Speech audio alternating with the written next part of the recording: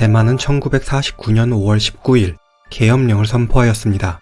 밤이 되면 한없이 조용한 거리를 만들어내던 그 시기는 1987년 7월 15일까지 계속되었습니다.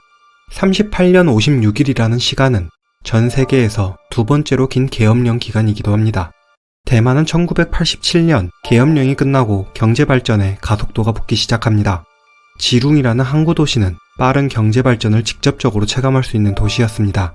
그리고 사람과 돈이 몰리는 곳에서는 도박과 성매매가 성행합니다. 그 중에서도 여관이라는 장사는 당시의 도시 분위기와 가장 잘 어울리는 업종이었습니다. 돈을 벌어오는 고객들에게 더 많은 복이 깃들기를 바라는 마음으로 5개의 복을 담은 오복이라는 이름으로 한 개의 여관이 개업합니다. 202호와 302호는 성매매를 위한 방으로 남겨두고 나머지 방에서는 일반적인 손님들을 받고 있었습니다. 오랜 시간 계엄이라는 이름 아래 밤 문화가 전혀 없었던 대만은 늦은 시간의 자유와 경제발전을 등에 업고 시커먼 밤을 어둡지만 무엇보다 아주 밝게 밝히고 있었습니다. 그러던 어느 날 5개의 복을 가져오기를 바라는 여관에서 5명이 사망하는 사건이 발생합니다. 1988년 6월 23일 아침 302호에서 일을 끝내고 나온 여성이 사장 부부가 살고 있는 101호에서 부부의 시체를 발견하고 경찰에 신고합니다. 그녀는 일을 마치고 사장 부부에게 방이 비었음을 알리기 위해 가는 길이었습니다.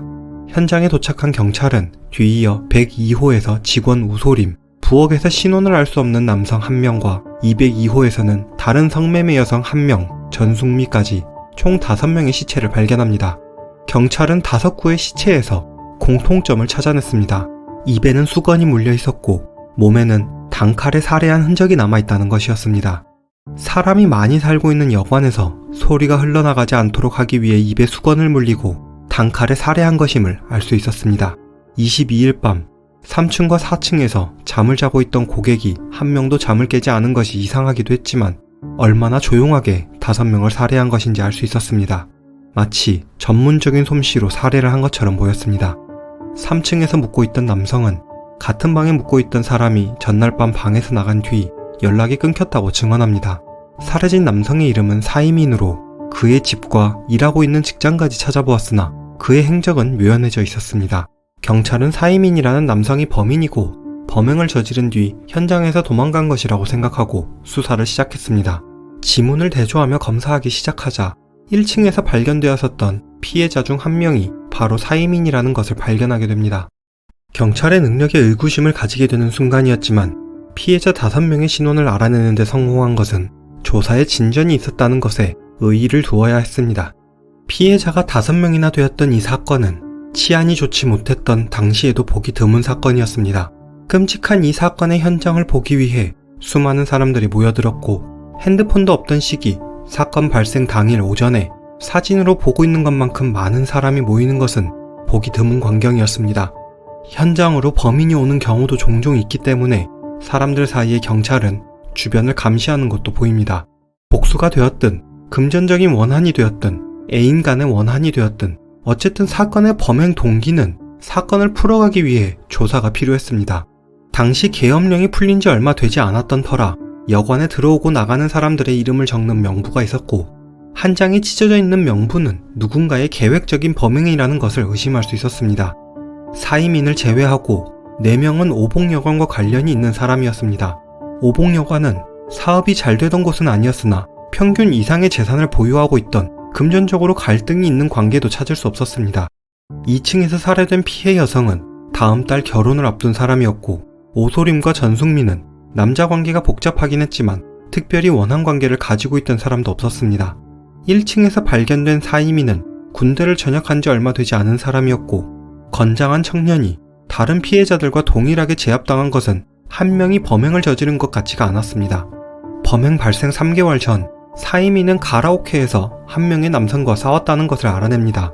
개육 장사를 하고 있던 상대는 닭을 직접 가공하던 사람이었고 칼을 잘 다루는 그를 의심해 보았으나 사건 당일 오봉여관에 있지 않았다는 것이 밝혀지며 용의선상에서도 제외되었습니다.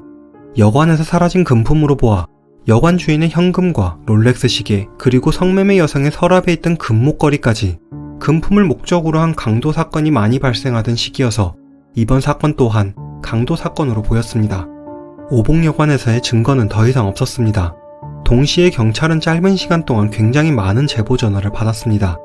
거짓 제보 전화도 있기 때문에 수많은 전화를 받으면서도 흘려듣는 제보가 있을 수밖에 없습니다.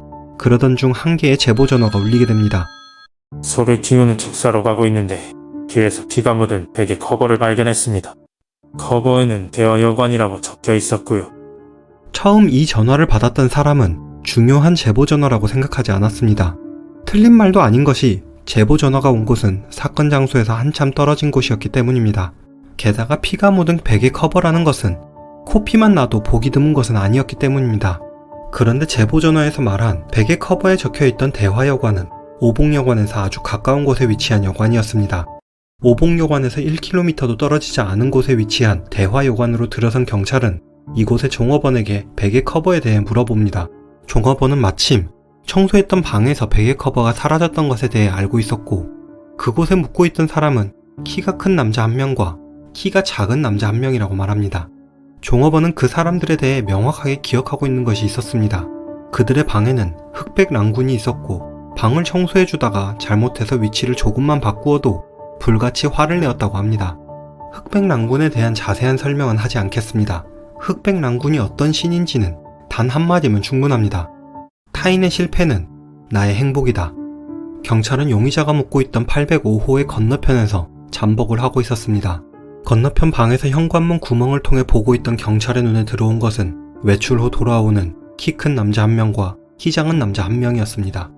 키 큰 남성은 방에서 본인만 아는 표시를 보고 이상함을 알아차리고 도망치기 시작했지만 이미 포위를 하고 있던 경찰에 의해 붙잡히게 됩니다. 결정적인 증거 덕분에 경찰은 고작 18시간 만에 범인을 검거하게 됩니다. 키가 큰 남성의 이름은 왕등휘였습니다. 처음 경찰에 붙잡힌 그는 사건에 대해 부정했지만 그의 몸에서 나온 피해자의 신분증을 보고 더 이상 부정할 수 없었습니다. 그는 지룽에서 멀리 떨어져 있지 않은 타이베이시에서의 강도 사건도 본인이 저지른 것이 맞다고 순순히 털어놓았습니다.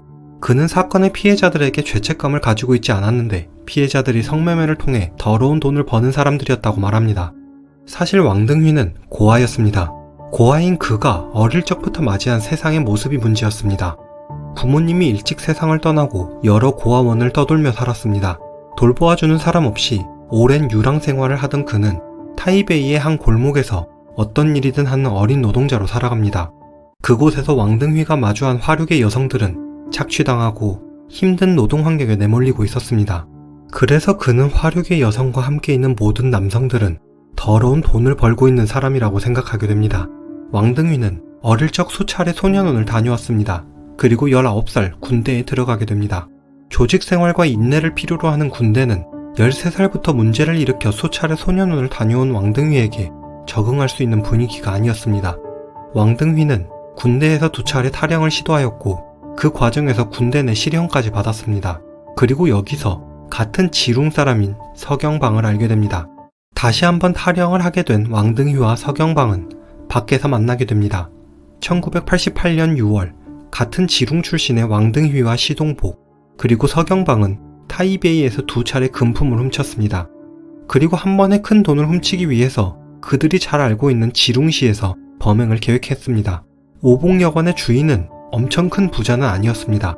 그래도 일반 사람들보다 돈이 많았고 당시 사회에서는 장사가 잘 되는 여관은 현금이 많을 것이라고 생각하고 있었습니다. 1988년 6월 22일 왕등휘와 서경방, 시동보는 계획한 대로 오봉여관을 들어섭니다. 왕등휘는 202호에서 전숙미를 불러 같이 있었습니다. 그리고 새벽 4시 10분 범행을 저지르게 됩니다. 202호에서 함께 있던 전숙미를 제압하였지만 공포의 소리를 지르려는 그녀에게 다가가 서경방이 살해하였습니다. 1층으로 내려와 주인 부부를 제압하여 움직이지 못하게 묶어두고 금품을 찾던 사이 술에 취한 사이민이 내려와 희생된 것이었습니다.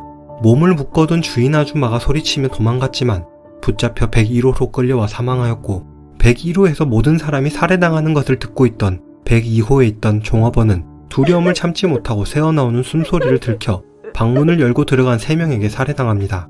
3명의 이름이 적힌 명부를 찍고 증거품들은 베개 커버에 넣어 외곽지역으로 가지고 가서 버립니다. 외곽지역이라 사람도 잘 오지 않을 것이고 발견될 리 없을 것이라고 생각했던 것이었습니다. 왕등휘, 서경방, 시동보는 1989년 7월 28일 사형을 선고받습니다. 하지만 왕등휘는 본인이 3명의 더러운 돈을 버는 사람을 처리했다고 대답하며 오히려 기세가 등등했습니다. 하지만 그들이 살해한 종업원에게 1년 전 남편을 잃고 홀로 키우던 아들이 혼자가 되었다는 이야기를 듣고 누구보다 서럽게 울기 시작했습니다. 본인은 나름대로 정의를 내세우며 나쁜 사람들의 돈을 빼앗았다고 생각했지만 결국 그 행동으로 인해 이 아이는 자신과 똑같은 어린 시절의 고통을 받게 될 것이기 때문이었습니다. 왕등휘와 같은 지롱 출신이었던 시동보는 본인은 18세의 나이로 바람을 잡았을 뿐이라고 억울함을 호소해 보았지만 사형을 선고받은 지 불과 14일 만에 사형이 집행됩니다. 정의는 말 그대로 올바른 의도를 뜻합니다. 다양한 사람들로 구성된 사회에서 사람들마다 본인의 정의를 가지고 살아갑니다. 여러분의 정의는 혹시 타인을 공격하진 않습니까? 세상의 모든 이야기 지상이었습니다.